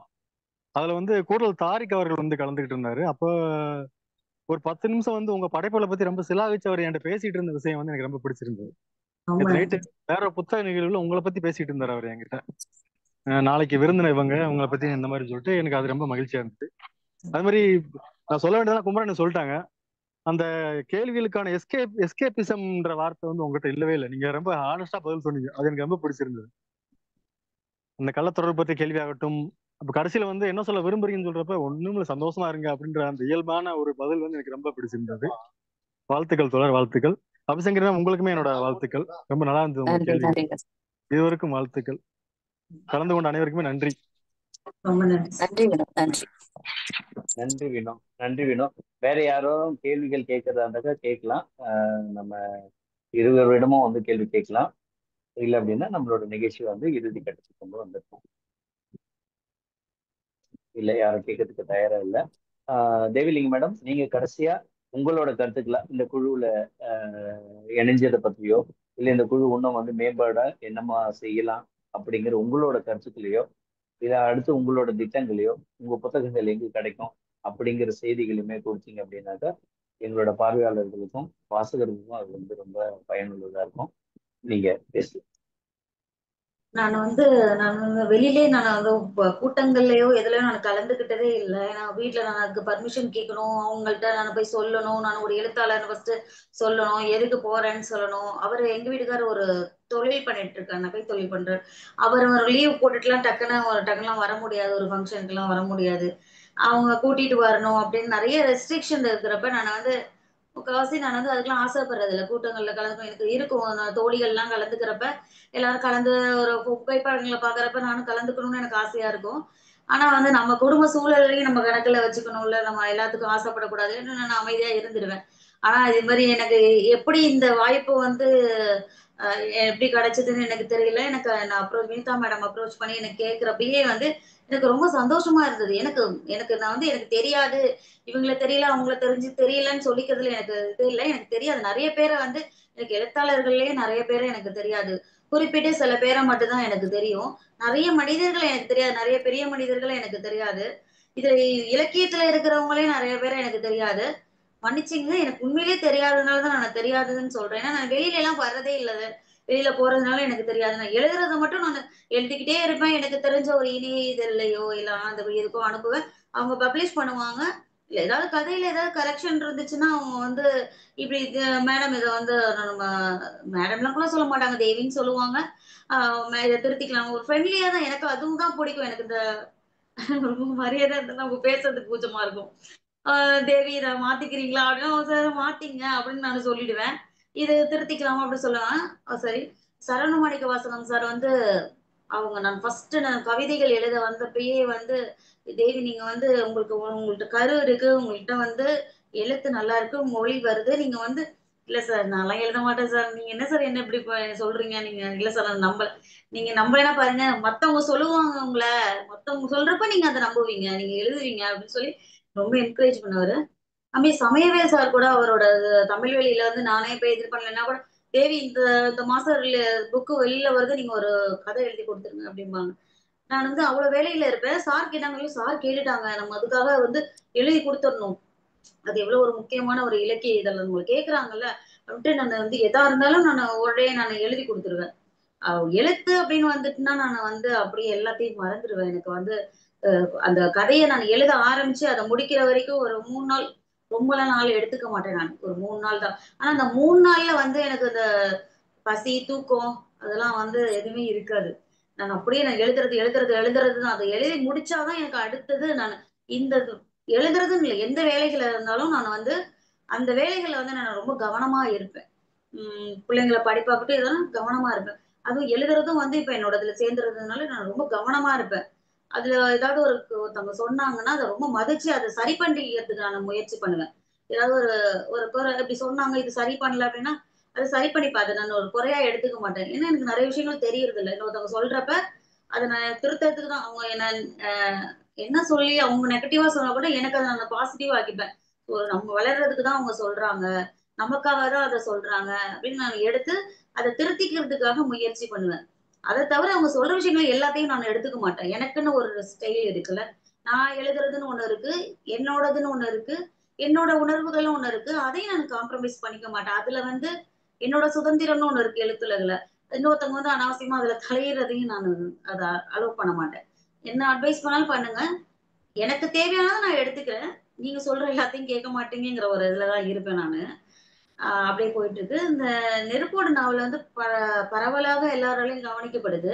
அது 0 டிகிரி பப்ளிகேஷன்ஸ்ல வந்து அவங்க வந்து எழுத்து பிரசுரத்துல போடாம பிறகுன்னு ஒரு பிரசுரத்துல போட்டிருக்காங்க. அதுல பிறகுல வந்து நான் அதுல நீங்க 0 டிகிரில போன் பண்ணி கேட்டாலே அந்த நெருப்போட நாவல் கிடைக்கும். நெய்தல் நருவி வந்து புத்தகம் வந்து கலக்கல் டைம்ஸ்னு ஒருத்தர் தசரதன் ஒருத்தவங்க போட்டாங்க. அவங்ககிட்ட பிரிண்ட் இருக்கா என்னங்கிறது எனக்கு தெரியல, இருக்குன்னு தான் நினைக்கிறேன். அவங்க ஒரு தடவை சொன்னாங்க. அது வந்து அதனால அங்க அவர்கிட்ட வாங்குவோம். கிளிச்சிறை வந்து வாசகசாலை எல்லாருக்குமே தெரியல, வாசகசாலை வெளியிடறதுனால இது மாதிரி நான் வந்து ரொம்ப வந்து பிரபலமான எழுத்தாளர்களுக்கு மத்தியில ரொம்ப இப்ப நான் வளர்ந்து வர்ற எழுத்தாளரா இருக்கிற என்ன வந்து இப்படி அடையாளப்படுத்தி ஒரு அமைப்புல கூப்பிட்டு அது பேச வச்சு என்னோட உணர்வுகளை பேச வச்சு இவ்வளவு தூரம் எனக்கு பயமா இருந்தது. ஐயோ, நான் என்ன பேச போறேன்னு தெரியலையே. இந்த கொஸ்டின்ஸ் வேற மேடம் வந்து ஸ்ட்ரிக்டா நான் அங்கதான் கேட்பேன்னு சொன்னாங்க. எனக்கு ரொம்ப பயமாயிடுச்சு. ஐயோ, நம்ம என்ன நமக்கு பேச தெரியலையே, ஏதோ திக்கிட்டோம்னு என்ன செய்யறதுன்னு ஏதோ கலந்தடிச்சு பேசிட்டேன் மேடம். ரொம்ப அழகான பதில்கள்மா, ரொம்ப அழகான பதில். எனக்கு இல்ல, எனக்கு கொஸ்டின்ஸுமே எனக்கு ரொம்ப எனக்கு நல்லா இதாக இருந்துச்சு, உண்மையான கொஸ்டினா இருந்ததுனால என்னோட பதில்களும் உண்மையாவே இருந்தது. எனக்கு ரொம்ப ஃப்ரெண்ட்லியா எனக்கு இருந்ததுனால எனக்கு நல்லா செயல்பட முடிஞ்சது. நன்றி மேடம், உங்களுக்கு ஃபர்ஸ்ட் நன்றி. அப்புறம் இந்த அமைப்புக்கு வந்து எனக்கு ரொம்ப ரொம்ப நன்றி, ரொம்ப ரொம்ப இந்த அமைப்புக்கு நன்றி. இவ்வளவு நாளை என்னோட இந்த இதுல பயணிச்சிட்டு இருக்கிற அனைவருக்குமே ரொம்ப ரொம்ப நன்றி. இந்த வாய்ப்புக்கு ரொம்ப நன்றி. நன்றி மேடம். நாங்களும் எங்களோட குழுவின் சார்பாக வந்து உங்களுக்கும் உங்களை நெறியாளர்கள் பண்ண நம்ம அபி மேடத்துக்கும் வந்து எங்களோட நன்றி சொல்லிக்கிறோம். உங்களோட இது பார்க்க போனீங்கன்னா பெரியார் சொன்னதுதான் நினைவுக்கு வருது. அதாவது யார் சொன்னாலும் எது சொன்னாலும் நானே சொன்னாலும் உன் அறிவுக்கு எது பட்டதோ அதை மட்டுமே நீ வந்து சிந்தி அப்படின்னு சொன்னாரு பார்த்தீங்களா? அதை வந்து நீங்க உங்களோட வாழ்வியல் நெறிமுறையாவே வச்சிருக்கிறீங்க. பெரியார் சொன்ன அந்த கருத்துக்களை மேலும் மேலும் உங்களோட எழுத்து வந்து நல்ல பெரிய இடங்களுக்கு வரட்டும். ஆனா உங்களுக்குன்னு அந்த ஒரு ஒரு வட்டத்துக்குள்ள நீங்க இருக்கிற மாதிரி அது ஒரு அந்த வாழ்வு சார்ந்த ஒரு வட்டம்னு இருக்கு. அந்த வட்டம் வந்து நிச்சயமா உடைபடும். அது வந்து உங்க உங்க உங்க குடும்பத்தார்களே அந்த வட்டத்தை வந்து உடைச்சிட்டு உங்களை வந்து வெளியில கொண்டு வருவாங்க. இந்த இந்த இந்த காணொளி வந்து நிச்சயமா வந்து இப்போ வந்து நம்ம வந்து பதிப்பு செய்துட்டு இருக்கிறோம், ரெக்கார்ட் ஆகிட்டு இருக்குது. இந்த காணொளி வந்ததுக்கு அப்புறம் இந்த யூடியூப் லிங்க் வந்து உங்களோட நட்பு வட்டத்திலயும் உங்களோட குடும்ப வட்டத்திலயுமே நீங்க இதை வந்து கொடுங்க. இதை கேட்பாங்க. கேட்கும்போது அடடா, நம்ம உள்ள இருக்கிறவங்க இவ்வளவு தூரம் வந்து இவ்வளோ ஒரு ஒரு பெரிய இடத்துல இருக்கிறாங்க, நம்ம தான் வந்து இப்ப தெரியாம விட்டுட்டோமோ அப்படிங்கும் போது என்ன ஆகும்னு கேட்டீங்கன்னா. சார் ஒண்ணு சொல்லவா சார்? எனக்கு என்னமோ சார் சொல்லுங்க. அது ரொம்ப கூச்சமா இருக்கு சார். எனக்கு அது வந்து எங்க வீட்டுல நான் வேண்டாங்கிறேன், வேண்டாம். இல்ல, இது இது இதுதான் அந்த அந்த அந்த பேரியர்னு ஒண்ணு சொல்லணும் இல்லைங்களா? அந்த தடைகள்னு ஒண்ணு இருக்குது இல்லைங்களா? அந்த தடைகள் எங்க உடைக்கப்படும் அப்படின்னாக்கா, நம்ம இவங்களோட வளர்ச்சி வந்து நம்ம கெடுத்து விடுறோமோ அப்படிங்கிற ஒரு உங்களோட குழந்தைகள் சொன்னீங்களே, நான் என் குழந்தைக்கு அனுப்பி அந்த இது வந்து அந்த வரிகள் படிச்சாலே அந்த குழந்தை பார்க்கும் இல்லையா? இது பார்க்கும். அந்த குழந்தை மூலியமா என்ன தெரியுமா, அவங்க தாத்தா கிட்டயோ இல்ல அவங்க ஆயா கிட்டயோ போய் இல்ல அப்பா கிட்டே போய் அம்மா என்ன மாதிரி பேசிட்டு இருக்கிறாங்க, அவங்கள போயிட்டு நீங்க வாங்கம்மா நீங்க பாப்பா கிளம்புங்கம்மா தான் சார் அப்படின்ட்டு. இதெல்லாம் செட் பண்ணி கொடுத்தது. என் பொண்ணுதான் சார் இந்த மாதிரி. பாருங்க. அப்போ அப்போ பாருங்களேன். அப்போ அடுத்த ஒரு ஒரு கதவு வந்து உங்களுக்காக இன்னைக்கு அந்த குழந்தை மூலமா திறக்கப்பட்டிருக்கு இல்லையா? இந்த செய்தி வந்து உங்க மகளோட அந்த ஒரு நட்பு வட்டத்துக்கு இந்த காணொளி பகிரப்படணும். யாரு ஐயோ நம்மளோட நான் என் ஃப்ரெண்டோட அம்மா இவங்க அப்படின்னும் போது என்னன்னா உள்ளூர்லயே உங்களை யாருன்னு தெரியாது.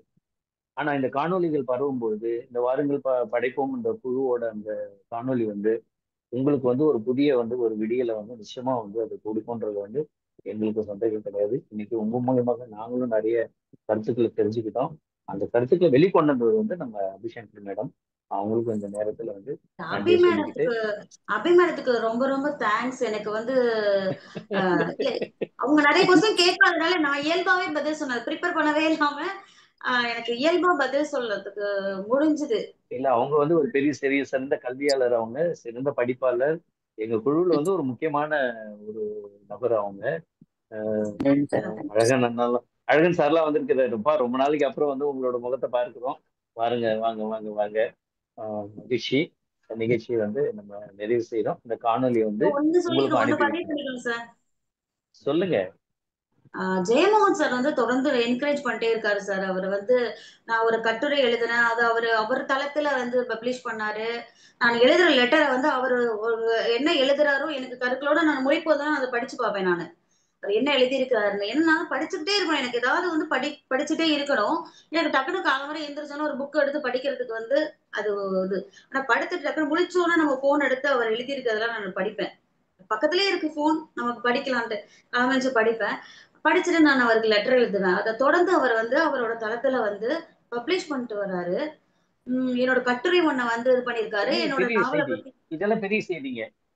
ரொம்ப இதெல்லாம் செய்தி. இதெல்லாம் தான் வந்து உங்களை வந்து அடுத்த அவருக்கு ரொம்ப கட்டத்துக்கு நன்றி வந்து அதான் நான் சொல்லணும். சொன்னீங்களா, அந்த அந்த வட்டத்தை உடைச்சுக்கிட்டே வரீங்க நீங்க. அது வந்து ஒரு ஒரு அந்த ஒரு ஓட்டை, ஒரு பெரிய அணையில ஒரு குட்டி ஓட்டை விழுந்துருச்சு. அது அந்த ஓட்டை வந்து பெருசாக தான் செய்ய போகுது. அந்த மொத்தமும் வந்து பாசனம் வந்து மக்களுக்கு வந்து உங்களுடைய எழுத்து பாசனம் வந்து மக்களுக்கு வந்து நிச்சயமா வந்து சென்று சேரும் அப்படிங்கிறது வந்து எந்த ஐயமும் கிடையாது.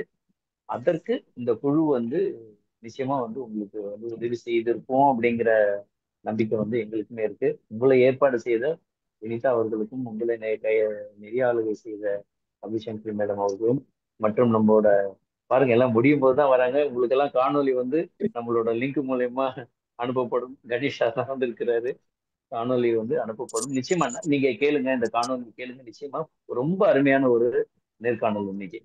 ஆஹ் அடுத்தடுத்த நிகழ்வுகள் வந்து போன வாரமும் சரி, இந்த வாரமும் சரி, நமக்கு நல்ல ஒரு எழுத்தாளரை வந்து அறிமுகப்படுத்தி இருக்கிறாங்க இந்த குழுவில்.